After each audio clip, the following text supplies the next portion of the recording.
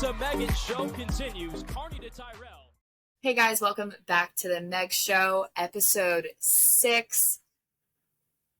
Another good rundown of games. We weren't able to add some of these games into our picks from the previous week. However, there are a ton of games to talk about, starting as early as the previous Tuesday. So if we're keeping track of that, we release this podcast on Wednesdays, so we kind of missed those Tuesday games. However, then we get to come back here and talk about them, which is so exciting. So exciting. Like, exhilarating. I can't even with you. I can't. Anyways, let's get started. We got a good lineup of games today. And starting off, we're going to go all the way back, if you can remember, to last Tuesday. At the time, number 19 Stony Brook handled number 25 Denver. Stony Brook wins 17-8. And this game was played out in Denver. Denver's actually the one place that I really wanted to play. You really wanted to, or like you just wish we would have? Like, did you really want to play there? Yeah. I've never heard you talk about it. I like how it looks. I like the mountain ranges. Same with like Colorado. Yeah, that stadium, they have football a great stadium is cool. Yeah, it just looks cool. I think it'd be fun to like be playing and then just like look around and see all that stuff. I don't think you would like the altitude. I did it when I was Our team would not. I did it when I was 15. If we want to throw it back to like You go to a tournament?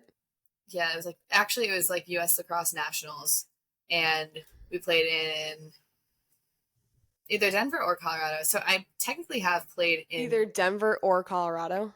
Sorry, that's not what I'm talking about. Oof, that's like yikes, guys. I can't remember. It was in Colorado. Denver or Vail? We always played Denver and Vail tournament every summer in middle school. Really? Yeah. In middle school, that's fantastic. I would have loved that. It was so fun. Yeah. But anyways, to dive back into this game, Stony Brook basically won every single quarter, starting off putting up 5 goals in the first, 4 in the second. That's a solid lead going into halftime, where Denver only put up 5 goals in that first half, followed by a 3-goal quarter for Stony Brook and a 4th quarter with 5 goals, 17 goals total. That's an awesome day for Stony Brook's offense.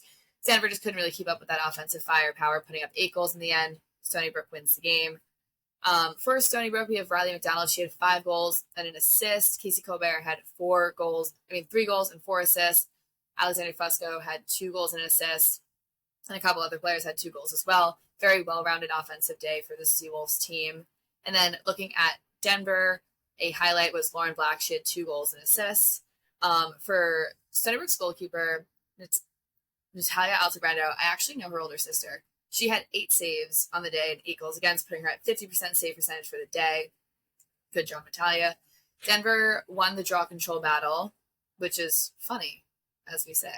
Yep. You know what we say. Which is funny. I'm not even going to say it, because at this point, if you're watching this podcast, you should know what we're talking about. Denver won the draw control battle 17-9, but they just weren't able to make the most out of their offensive possessions. And they had a very, very high turnover day. 22 turnovers. Oh my lord. 22 turnovers.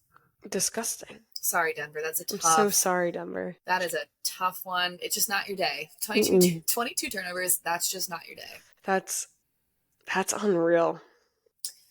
I know. It's a lot. But, everyone has their off days. It does happen. And for them, that was that day. But then if we also look forward from this game, Stony Brook, fantastic. However, they follow up playing Colorado. And this game, wouldn't have called this. I would never have guessed this. Stony Brook did lose to Colorado 7-6. Yeah. Not a good look. And maybe you were right, Meg. Maybe it is the altitude. Maybe it's tough to play 2 games in Colorado. That's a lot. That's really hard. And I feel like their turnaround time was kind of quick. Like, going up the stairs in Colorado is hard. I think I have to go back to Colorado. Yeah, I think you do too. I think I need to go back. They do like a Lake Placid type of tournament there, I'm pretty sure. Mm-hmm. Which would be fun. Well, like, Was that the end of the sentence? like that could take us to Colorado. Oh, okay. Let's sign up. How do we do that? I don't know, actually. Okay, I'm really congested right now. I'm gonna be sniffling. Sniffle away from the mic, please. Okay, that didn't help. But anyways, that turnaround for Stony Brook, losing 7-6, not great after coming off of that fantastic day against Denver. Alas, that is.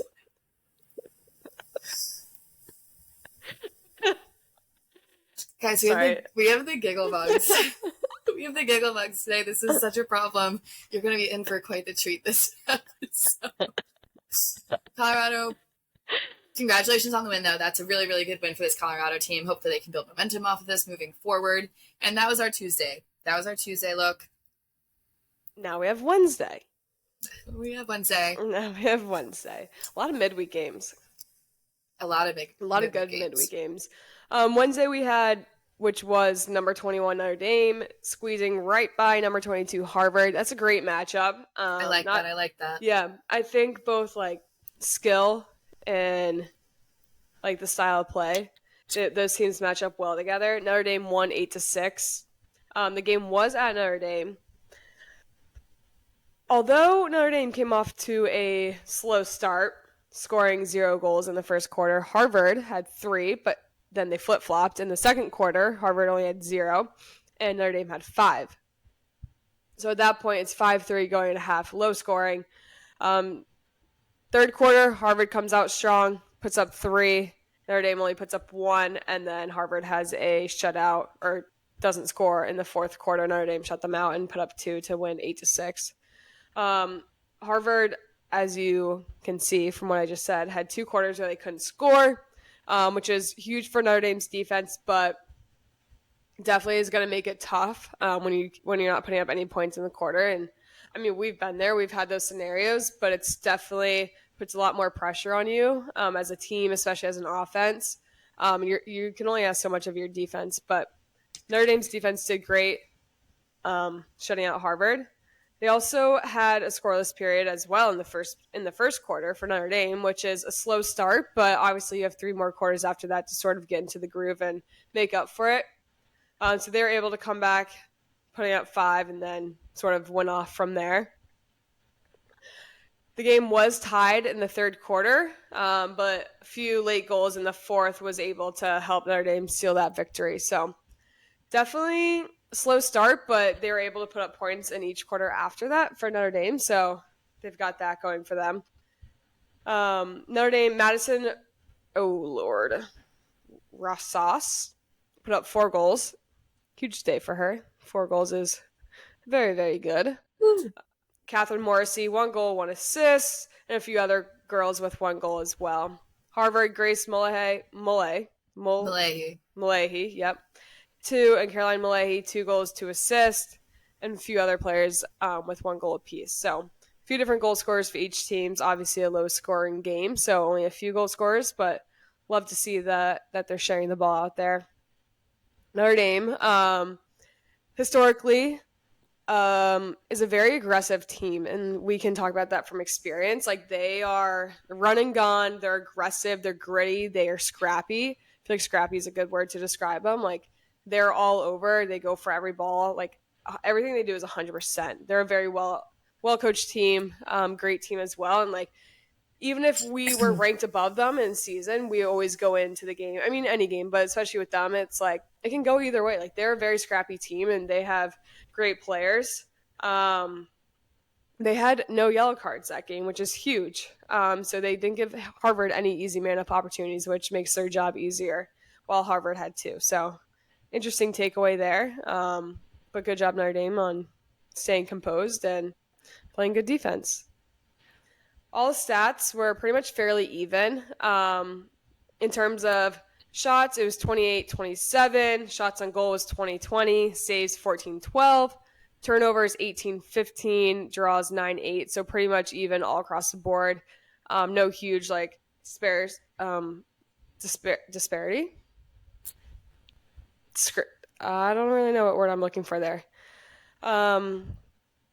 But yeah, Notre Dame did finish on 6 free position shots, which is huge to be able to convert on those, which had a huge impact to the game because they only had 8 goals. So 6 of their 8 goals was off a free position shot. So very fun fact there. Yeah, 6 goals off of. So you have 8 goals total. 6 of them are free position shots. That's a low scoring day for both offenses. I think you're taking 20 shots, like both of you taking 20 shots. You're putting up under 10 goals. That's a very low scoring day, and 6 of them off free positions.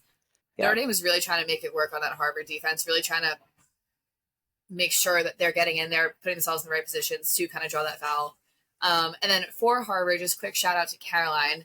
I just remembered she actually just now set a new program record for career assists, sitting at 125. Congratulations, Caroline. That's fantastic. Love that for you. Go, Caroline. Woo. And moving forward, this was a battle. So we had Syracuse playing Loyola. This game was played at Loyola. And as we mentioned probably in the last podcast, last time we played at Loyola, it was freezing. It was really, really cold. And we were saying it was like for me, like top 5 coldest ever, I think. Like I wore an Under Armour that game, I'm pretty sure. Or I didn't. Which she never does. Which I don't.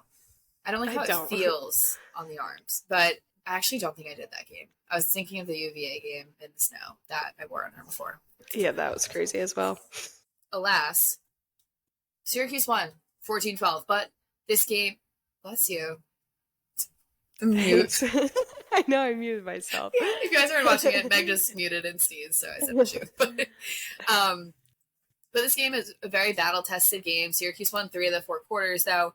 They are starting off strong in this game, putting up 6 goals in that first quarter, which really kind of set the momentum for the rest of that game. Coming out of that halftime, definitely a little bit slower. They only put up 1 goal in the third and only 2 in the fourth. So they had a really, really huge first half that kind of carried them through the game. They were only outscored in 1 quarter in the third, 4-1. And both of these offenses, if you're looking at their stat lines, all of them had a pretty good day. This is like a very well-balanced day for both of these teams. Some career highs here, especially for Cuse. We got Emma Munchnick. She had a career high 5 goals. Gracie Britton had 2 goals and assist. A familiar name here, Caroline Trinkus had 2 goals and an assist as well. Julie Caramelli, 2 goals and an assist. Alexa Vogelman, Emma Ward had 1 goal and an assist, and Lena Cotter had 1 goal and assist as well. So they're moving the ball, they're dodging. Actually, that Emma Munchnick dodge off of the corner of the 8, that dodge was gorgeous, and that shot off angle, kind of a hard one to make, made it look easy. Congratulations, Cuse, that's fantastic. And then we look at Loyola. We had a bunch of different goal scorers here. Which a familiar name, Georgia Latch. She had 2 goals, 2 assists. Gabby Stapleton had 2 goals and an assist. Elisa Baclaris had 2 goals, and a couple other people had 1 goal as well. And Mims, sorry about this, Mim. Suarez Jury, I feel like that might be right. I could be wrong though. And she also had 2 goals and assists. So a well-balanced day. However, a name we're not seeing on here, Chase Boyle. True. Chase Boyle, I love her style of play. I think she's a fantastic athlete and lacrosse player. So not seeing her on this scoring sheet, you need to, you gotta get her the ball. I feel like I've been saying this a lot, but you gotta get her the ball, let her work. But obviously that's not the end all be all. It never is just one player. And that shows in other stats where we look at turnovers, and Loyola doubled the turnovers that Cuse had. So Loyola had 16, Cuse only had 8. So obviously that makes it easier for Cuse to have the ball, right? So that gives them more offensive opportunities. However, Loyola did have a good draw day. They won 19 draw controls compared to Syracuse's 10. And 11 of them, however, are coming from none other than Chase Boyle, which shows that it doesn't always have to be you putting up the goals or assisting. You can make a difference elsewhere, such as on the draw circle, winning your team possession, which is what you need. And then Loyola's goalie, Lauren Spencer.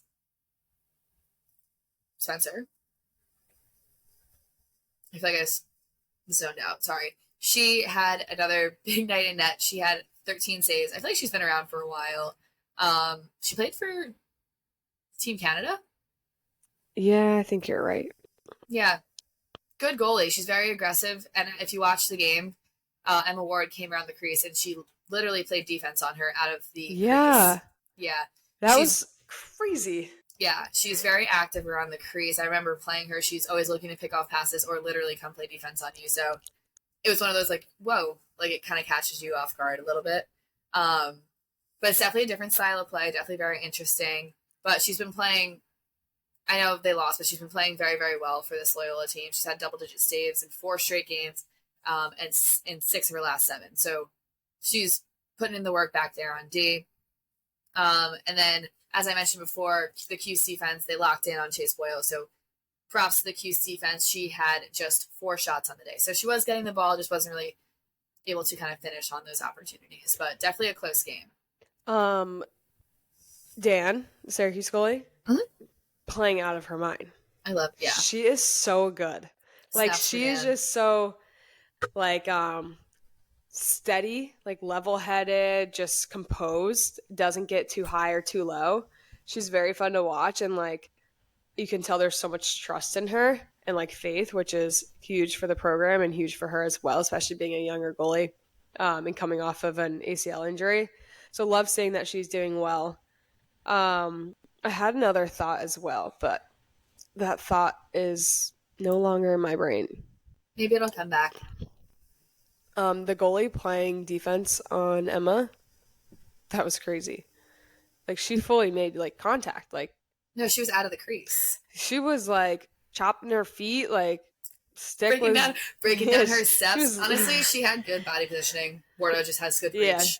Yeah. No, that was a good move by Emma, so. Yeah. And the glove, too. Yeah, the glove. I know what I was going to say. I'm on the Caroline Trinkus bandwagon. I love her. I think she's great. I think she's got a lot of potential. I mean, they all do, but she's just a little girl. She's just a freshman. But she's just a freshman, so. Yeah. Next we have a huge upset. Who was number 14 UVA, upset number 11 JMU in a huge in-state battle. Good little rivalry game there. You know we love rivalries. UVA won 14-11. The game was at JMU. I don't know if I already said that. So they definitely had home field advantage, which didn't really play in their favor. So did not bother. Whoa, those are falling off my head. Did not bother UVA. They had a huge lead. They put up 10 goals in the first half compared to James Madison's 3 goals. So already off to a hot start. Won the first quarter by 2 and second by 5. But JMU clawed back. They did win the third by a margin of 4 goals and then tied the fourth quarter. Unfortunately, JMU found their stride too late in the game. They couldn't get it going early enough. They just couldn't. They were playing catch up the whole game, and JMU had a huge lead. Putting up 10 goals in the first half that's a statement.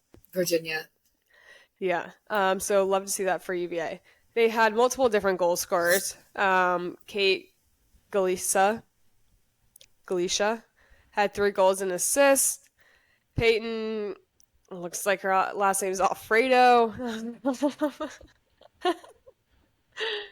Guys, my brain's literally not working. Well, she had 3 goals. Yeah, so go Alfredo. Megan.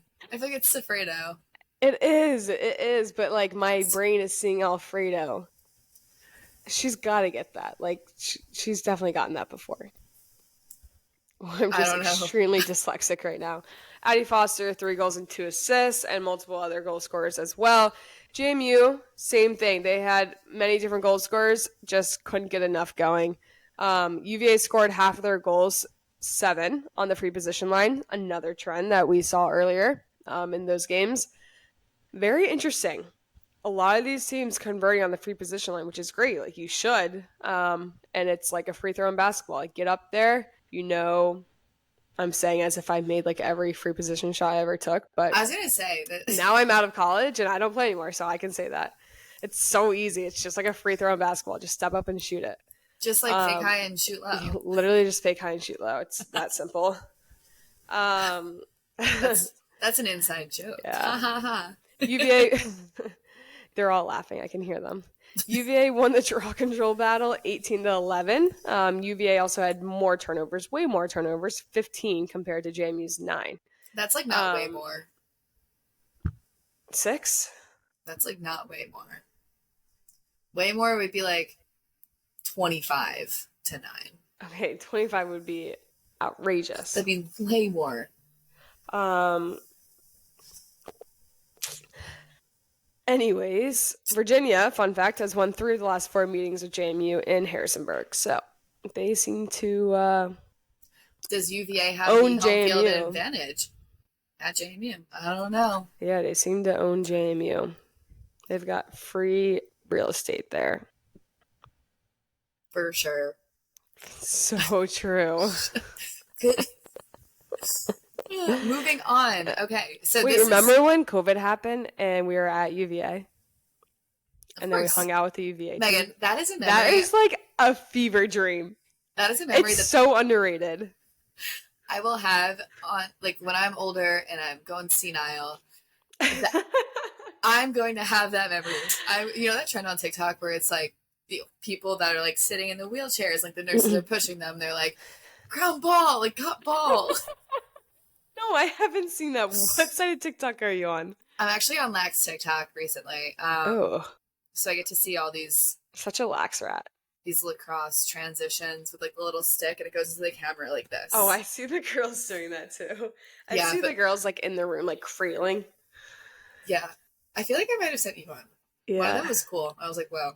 But moving on. Now we're going into more games that Meg and I chose sides on. And Kylie, I don't know if you guys noticed, but did anyone notice? I don't know. Nobody commented about it, but it's fine. We'll get over it, I guess. We had a guest picker last week, Miss Kylie O. Miller, the Stony Brook phenomenon, New York charging legend. She had a good week for picks. And I say that selfishly because we chose the same ones. So this time, Kylie and I, we got this one. At the time, number 9 Florida beat Clemson, who was 15 at the time. They handed them another loss for Clemson. Florida won 16-10. This game was played at Clemson. And I know what you guys are thinking. I'm sure you guys are remembering back to last week. We were talking about Florida and how playing there is really hard and hot and it's humid. And we just got so caught up in... We're just so bad at our job. We just got so caught up in talking about Florida that our brains just... We were having flashbacks to like playing PTSD. there.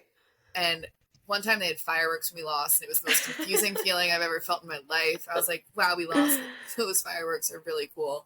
However, this game was, in fact, played at Clemson. Now that we've got that out of the way. Yes. The game didn't start off like this was Florida the whole way. In that first quarter, Clemson put up 5 goals, Florida put up 2, right? So this is a close game. Second quarter, Florida puts up 9 goals. 9. Second quarter, Clemson puts up 2. So now we're looking at a 11-7 game going into half. If I'm Florida going into that halftime putting up 9 goals, I'm riding a high. I'm feeling good.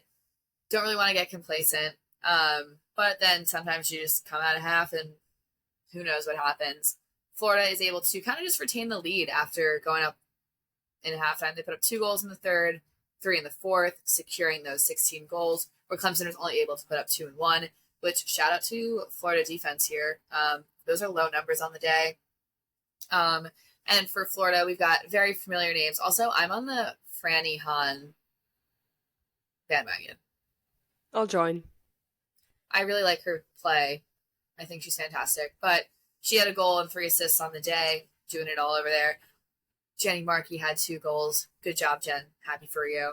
Caitlin Davies had 4 goals. Jordan Bastow had 3. Gabby Green had 2. Josie Hahn had 2 goals. And Gianna Monaco had 2 goals and 2 assists. So well-balanced day on the offense, moving the ball a bit, getting to the net. That's fantastic. Clemson also got the ball around on offense. They had a couple 1-goal scorers, throwing assists in there. And Kayla, Oh, Macleo, we really got to get on top of that. Yeah. She had, so sorry guys. We should just say first names and people got to guess who we're talking about. Kayla. She had 5 Duh, goals on the Kayla. day, which she is doing fantastic for this Clemson offense. She is putting up goals left and right. She had her 5th hat trick in this game of the season. That's an amazing thing against this really good defense as well. So shout out to her. Florida outshot Clemson 34-20. So that's a lot of shots on net. Shots do fall too. So that's a good shooting day for Florida. Clemson had 17 turnovers where Florida had 11. And not to say that we make some good points sometimes, but Florida had 11 turnovers. And what do we say about turnovers? I don't know. Tell me. You got to keep it at 10 or lower, and you'll probably win the game. So true. Preach. Yeah, so... Say it louder for the people in the back. No, please don't. I'm not going to. But yeah. That's also turnovers lead to other people's offensive possessions. Florida takes advantage of those. They win the game. Florida won the draw control battle, and they also had 8 goals on free position shots, which is another half of their goals. This was a big week for free positions. Now that I'm saying all this out loud, I agree. That's good shooting. And then Clemson's goalie, Ellie Lamparter, she's been playing really, really well for this Clemson team this season. She had 10 saves on the day. So even though they didn't come out that win, that's a good day for her. Sweet. Thursday, we had a huge Big Ten matchup. Watching this game, actually, it was then number 14 Michigan beating unranked USC. I really thought USC was going to come out with a win.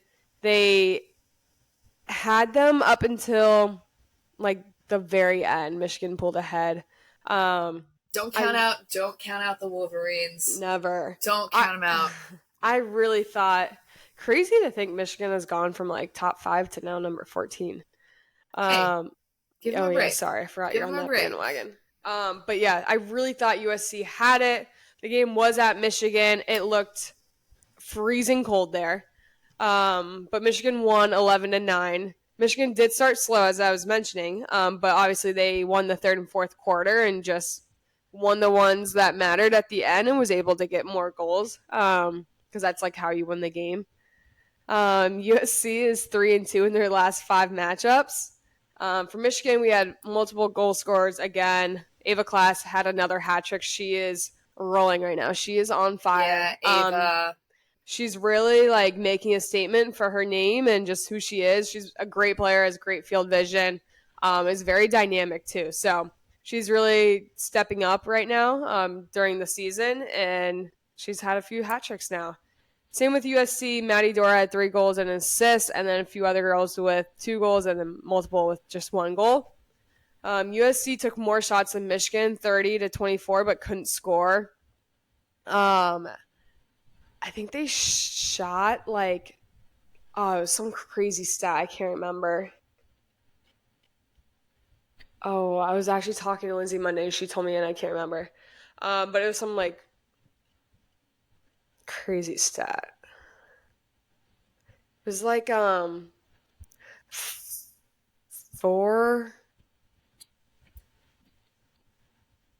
Oh, I don't remember. I'll have to look back through the box score. It might have been, I don't know, sorry. Okay, anyways. But yeah, Michigan had 16 turnovers compared to USC's 11, but USC just couldn't finish out the game. They were doing so well. They were playing great throughout the whole game, but just at the end, they couldn't hang on and finish that one. So Michigan did win, but shout out to Michigan's 5-goal 4th quarter. Yeah, USC then went on to beat Ohio State, which was a great win for them and Big Ten win. So Ohio State's first loss of the season. Yeah. T.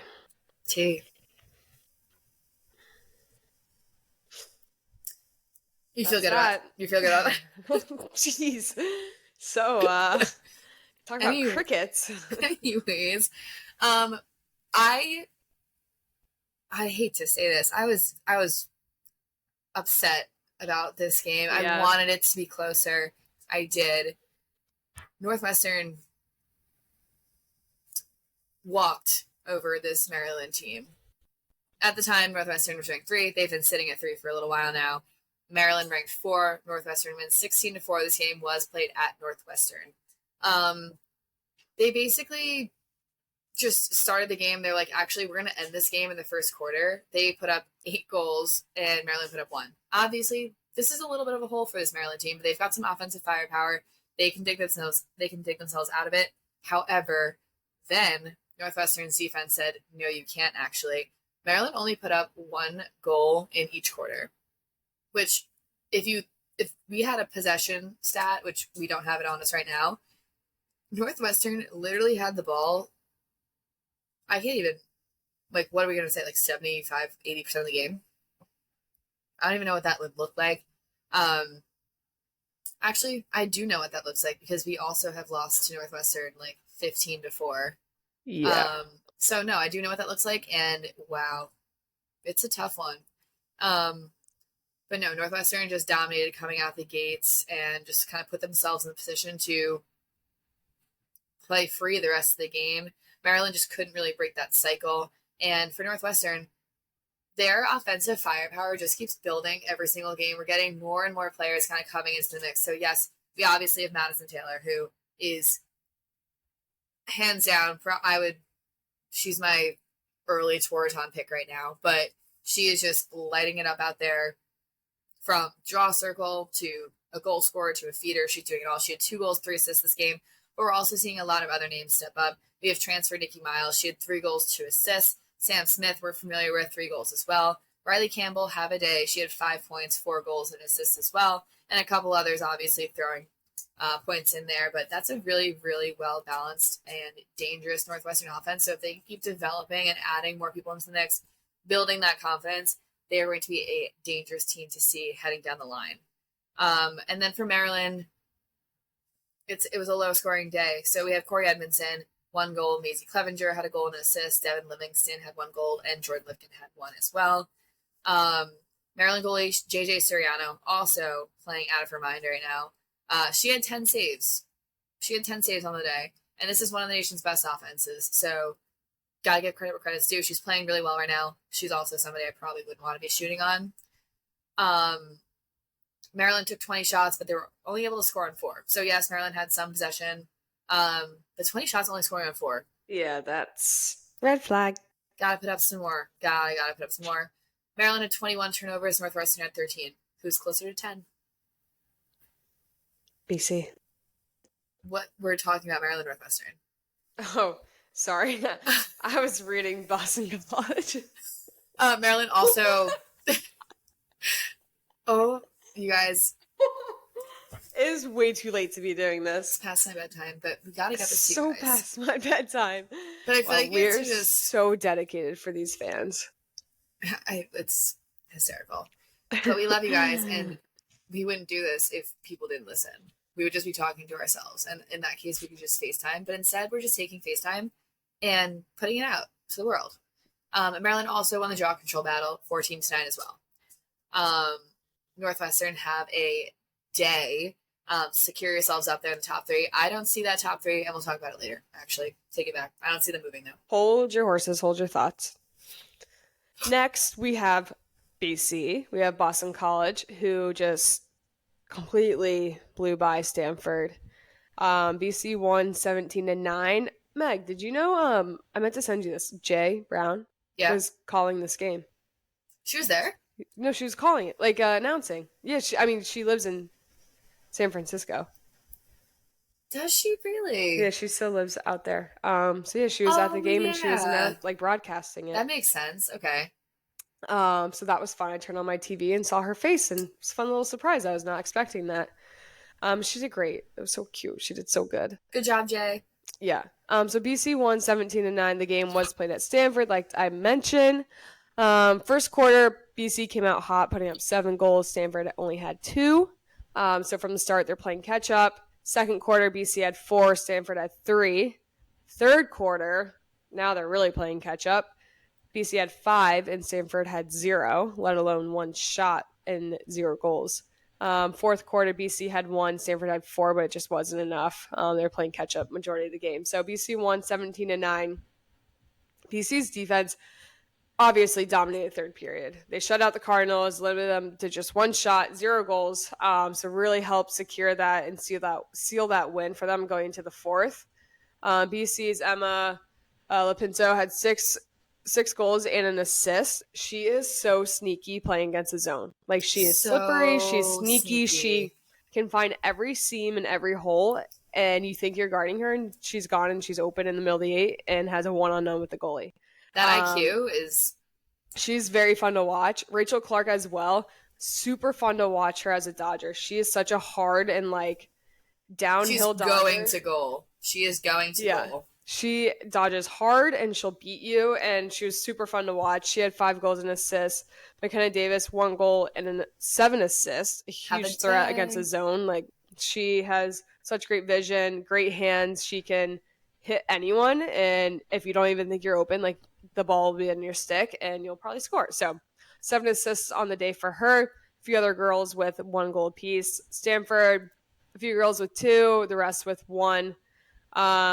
Emma, Rachel Clark, and McKenna Davis combined for 12 goals and 9 assists. So that is the big 3 right now, I'd say. They are definitely a threat for BC and very dynamic in terms of playing against a zone or a man. Like, it's going to be very hard to stop them. You've got great feeders, great cutters, great dodgers.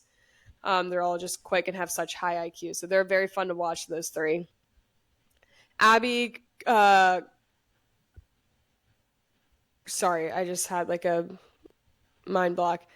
Abby had a career high 12 draw controls, leading a draw team that held a 19-11 advantage. BC took double the amount of shots as Stanford, and BC won the draw control battle 19-11. So the Eagles are now 12-0, 5-0 in ACC play, and upping their win streak to 20 straight games. What a fun fact for you. What a stat. Yeah. It's kind of funny. I feel like every year, or in more recent years, there's been a, like, how we say, a 3-headed monster on some team in the league. Like, it's just, ever since, like, the Apuzzo, Dempsey, Kenzie Kent, Kara. Yeah, no, ever since, like, them, I feel like every year afterwards, and maybe that's just a trend that, like, just because the name got popular really then, but, like, has had 3 people that have been absolutely dominant, working together on the field, putting up points for their team. And this year, are we tagging them? Are they going to be the 3-headed monster? Yeah, they might. The big 3. The big 3, Lapinto, Clark, and Davis. So keep an eye out for them. They're putting up points everywhere across the NCAA. And Meg, I hate to mention this one, but this one we weren't looking at, but I know. Oh. Brown did beat Yale, Yale, come on. Which, huge win for Brown. Very, like, that's a Ivy League matchup. Love this for Brown. Katrina Dowd, no surprise there. Great coach, great player back in the day. But yeah, Brown won 14-11 against Yale. I don't think Yale was even expecting that either. I mean, obviously no one expects to lose, but I think they were kind of a little bit shell-shocked there. So interesting to see where Yale's going to end up now in our rankings, which we're getting to right now. What a transition. Give me some credit. Yeah, that was really good. It's like you've done this before. Sometimes. It's a little hobby. Just on the side. Yes. So these rankings, I know we talked about doing our own rankings last week, but yeah, we really didn't revisit that thought after we finished recording. Yeah, and no one really gave input. If you guys do want to see that, though, let us know. I love to share thoughts. But alas, this week, it's the same top 3 that we've been seeing for the past however many weeks. When is the 7? Yeah, when is the BC UNC matchup? Let's see. That's gonna be. I'm so excited to watch that game. You actually have no idea. Is it in Boston? Are you gonna go? It's at Chapel Hill. Oh my god, it's next weekend. Guys. Next Saturday. Don't even joke. Like this, like April? Yeah, April 5th. And then they've got UVA, then Syracuse. And wow, that's the end of the season. That is crazy. Oh my Guys, God, the they weeks only are have flying. 4 games left. I hate that. That means the season's almost over. Yeah, that's crazy. But playoffs is so much fun. So this is a good time we're heading into. But as of now, the top 3 have remained the same with BC, UNC, Northwestern, Syracuse. If we're looking at this ranking, they've hopped into the top 4. Stanford sitting at 5, Maryland at 6, Hopkins at 7, Florida at 8, Virginia at 9, Yale at 10. Meg, how are you feeling? Love seeing the Cuse girlies at 4. Kind of think that's a little bold, but I'm happy for them. I'll support it. Who else are you putting at 4 then? Like no one. Just leave it blank. Nobody else is sitting at 4. Like just no one deserves 4, I feel like. I feel like everyone else is more of like a 5 and lower. I kind of understand what you're saying with 4. I think the rankings look good. I like still seeing don't know about UVA hopping Maryland. into the top 10 like that. Love seeing UVA there. Hopkins still pretty high. Hopkins beat Syracuse. Mm-hmm. Yale hanging in the top 10. I love seeing USC. Oh my god, sorry. Are you bored? No, it's just so late. I love seeing USC in the top 20. Yeah, USC right now for USA Lacrosse Magazine is sitting at 18. It's a great number. And if we're looking at around it, 11 to 15 is Princeton, JMU, Michigan, bumping up, love that. Duke and Penn sitting at 15. 16 to 20 is Loyola, Clemson, USC, Cornell, and Notre Dame. Look, sorry to cut you off, but look who got Player of the Week. Danny, I know. I was going to say that before, but I didn't know if it was like Defensive Player of the Week or just Player of the Week. ACC Defensive Player of the Week. Our one and only. Dan. Shout out Dan. Danny. Okay. Dan. Good work. But yeah, I think this top 20 is looking good. I feel like 16 to 20 can kind of change at any moment. Did you know that the Loyola men's team hasn't won a single game all season? I did see that. They've lost like so many. That's so tough. That's so tough. The morale's got to be so low. I know. You got it. That's so tough. But that's besides the point because the girls win games. So maybe you should learn something from them. Maybe not from this week, but moving forward. Yeah, true. Absolutely. But yeah, I'm excited that BC UNC matchup is going to be for the number 1 spot in the end of it. So that's a game to tune into. Next weekend. But we have some more games before then.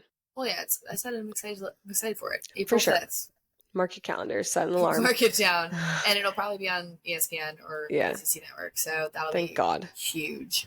Upcoming games Wednesday, we have Penn versus Florida. Then we got JMU versus Hopkins on Wednesday as well. Thursday, we have Ohio State versus Michigan. Ooh. Northwestern versus UNC. Okay, that's a good game. Ooh. I think actually I'll save it. Save it. I don't want everyone listening to get a sneak peek. Saturday we have Yale versus Princeton. That'll be a great game. I love that matchup. I love that matchup. 10 versus 11 right now. Yeah. Oh my god, girl. Nice. And then Cuse versus UVA. That'll be a great matchup. By the rankings, Cuse should win, but UVA, don't count them out. They are a great team. Who knows? They are very good, and they're kind of hot right now. So yeah, hopefully Cuse is sort of like putting all the puzzle pieces together now. They're getting in a groove, but that'll be a great game. So full slate of games. Make sure to tune in. Hey guys, all these games they're ranked games. Yeah. They're ranked games, so you're going to watch great lacrosse, great players. And we're not going to give our predictions this week. You're just going to have to wait until our weekly picks come out, okay? Yeah. We need a guest picker this week. I already have one in mind. Oh, really? Yeah. Guys, I keep secrets from Meg, too. It's not just you. What? She's a very closed-off person. That is not true. Tsunami. Are you watching White Lotus? No, I don't watch TV. I'm just kidding. I don't You wonder why I don't tell Meg things she doesn't watch TV. Like, what? I don't watch like TV series. I don't have time. I'm just so busy. Wait, you know that trend on TikTok that it was like, I wish I could eat that much food. Like, how do you do it? It's like, Yes. I wish I could watch a TV show. Like, how do you have time for that? Or whatever the trend is. Yeah, that's me. Yeah. That's me. No, I'm kidding. I watch I White just like Lotus. don't have the attention span to like pay attention to something. I just like background noise TV. Well, you're missing out on some good stuff, but that's here and there. Anyways, yeah. Anyways, that is a wrap for this week. Thank you guys for tuning in. I know we were a little slap happy here, but maybe that's just us in a good mood. So, Megan, stop it. So, All right. That's a wrap. we will It's be way letting you past my guys bedtime. know who we are picking coming up this week, who our guest picker will be, and make sure you watch these games and then tune in next week to hear us talk about it and talk about the games to come. Oh, actually, I will not be on the podcast next episode. Oh shoot! I don't know if I can do this alone. Maybe I'll collab with KO17. Yeah, guys, I will be out. Don't miss me too much. Well, we don't know that for sure yet. Okay, we are like 95% sure that I will not be here next week. But there's always that 5% chance. You never know. Love ya. I'll have Maverick on. Maverick would be a good co-host. But that's enough jibber jabber. Have a great rest of your night, guys, or a great rest of your day. Because when you listen to this, this will be at 5 a.m., obviously, because you all wake up to listen to this. Can't promise it's going to be up at 5 a.m. tomorrow because it is past my bedtime, and uploading these things take a long time. So they do. We work. Maybe it'd be like 8 a.m. tomorrow. All right, so you get to enjoy your morning I with hope us. they don't stress. Everyone's going to ask us where the episode is. I know, but that's a wrap for this week. We will see you guys next week for the Meg Show.